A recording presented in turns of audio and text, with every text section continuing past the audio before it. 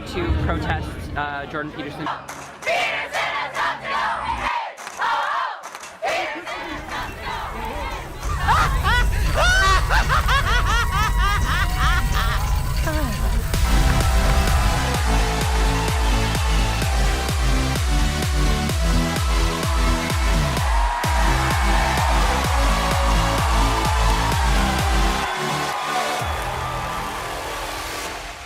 So, that's a thing.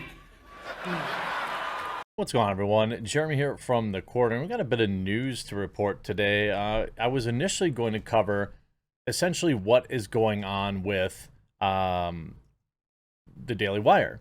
There's a bit of a controversy going on over there, whether it's a recently deleted tweet, which angered a lot of their more hardcore conservative followers. Obviously, the big announcement last night about the massive growth of what they're calling now Daily Wire Plus, which I don't know if that's a new name for them or what the situation is. But now, a little more interesting news. So last night, the Daily Wire announced that they had signed Jordan Peterson to provide some sort of exclusive content. A lot of people said that this was a really huge deal. But to me, I was like, I already can see all of Jordan's videos on YouTube, or I already have access to them. So I'm hoping that part of that announcement is like some unique new show, some unique new format, or a different way to present him than just, oh, Jordan makes videos for Daily Wire now. I assume that they will do that. And with that comes a pretty large following.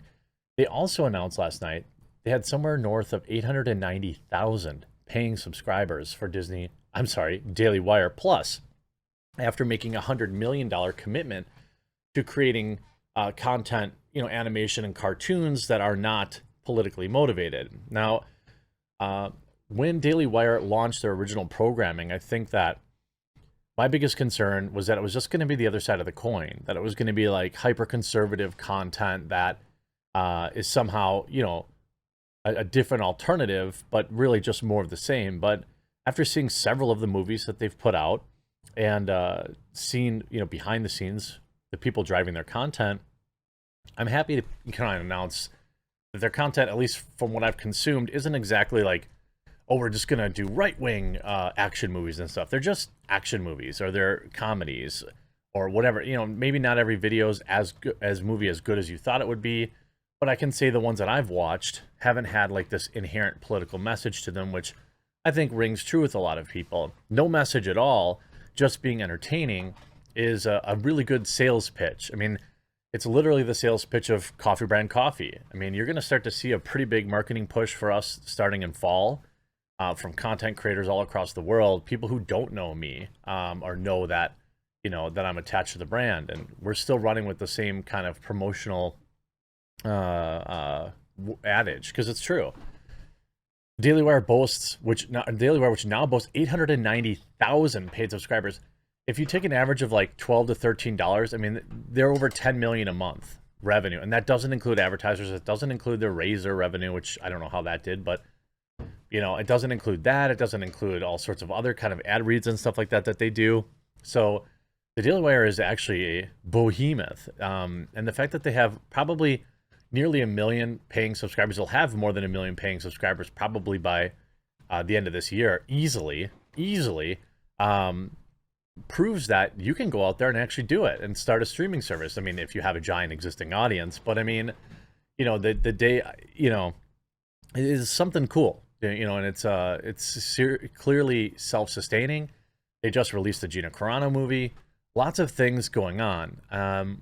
And you see, like, the Daily Wire's video content now includes original feature films like Terror on the Prairie, as well as movies and shows geared towards kids, which are coming soon. I think he committed $100 million to that. The Daily Wire's documentary titles, and there's still more coming on Daily Wire Plus.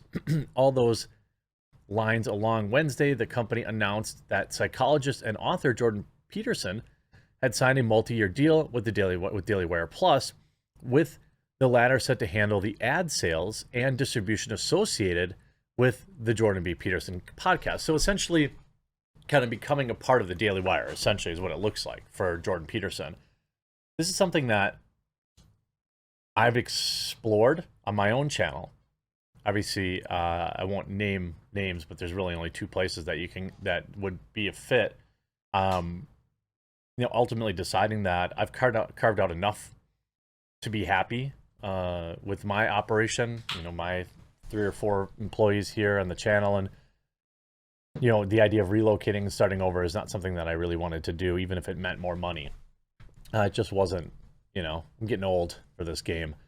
As part of the deal, the financial terms of which were not disclosed, Daily Wire Plus subscribers will get exclusive bonus content with every episode of the Peterson podcast, while subscriber-only specials with Peterson and other guests will be forthcoming.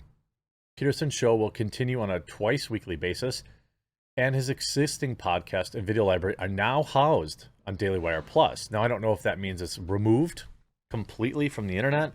That would seem like a bad move, but anyway. Over the next 9 months, Boring told me in advance of the company town hall event in Nashville on June 29th, yesterday, our entire infrastructure will be updated to create a state-of-the-art SVOD platform and our rapidly expanding content library. Our security will be enhanced, our subscription funnel will be enhanced, our streaming functions will be enhanced, and most importantly, our user experience will be enhanced.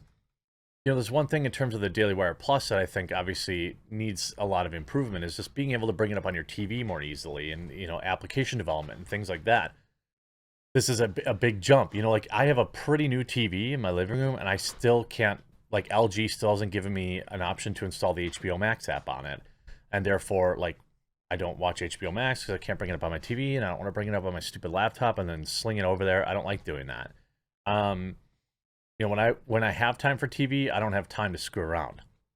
Now, what's interesting is, the Daily Wire's business, which includes book publishing, imprint, the core editorial of operation remains central to the company's identity.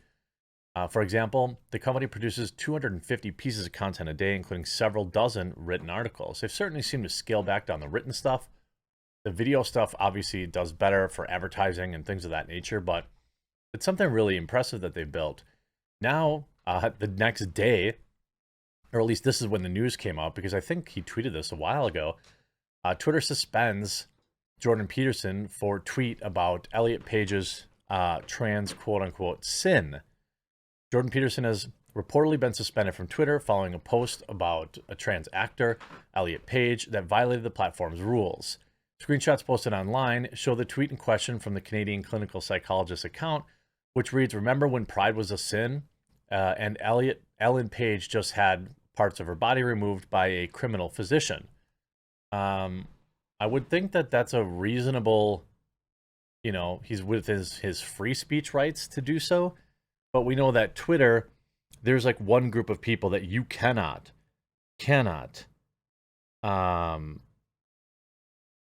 criticize or even make fun of, or I don't know, calling things a sin. I mean, I guess.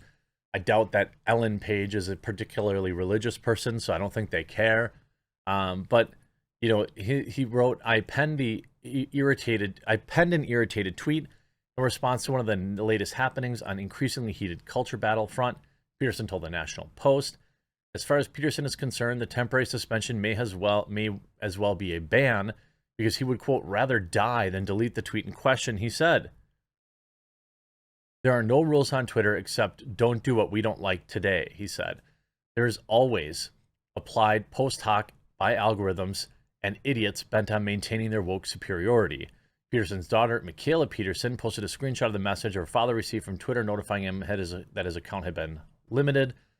While Jordan B. Peterson got a Twitter strike, no more Twitter until he deletes a tweet. Definitely not a free speech platform at the moment. Read her tweet.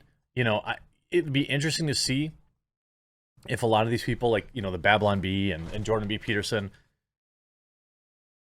I understand. I really understand having your principles and standing by them.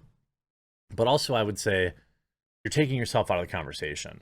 And, Twitter has its own rules, and I think you can put up hey, I'm going to wait 30 days or something. I think there's some happy medium rather than just letting them ban you over it. But, hey, I'm not judging him for it. I'd rather see him in the game, go in the penalty box for 2 minutes and then get back out on the ice, because, guys like Jordan B. Peterson or the Babylon Bee, while they made their points, you know, they're on the sidelines now. And to stay there, I think is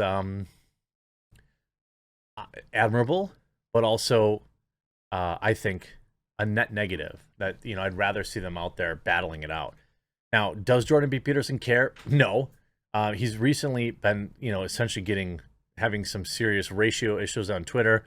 I don't think that he's really built for Twitter. I think that he doesn't like it. I think that the kind of the dog piles get to him personally, and you know, maybe this is probably just good for him to take a break anyway.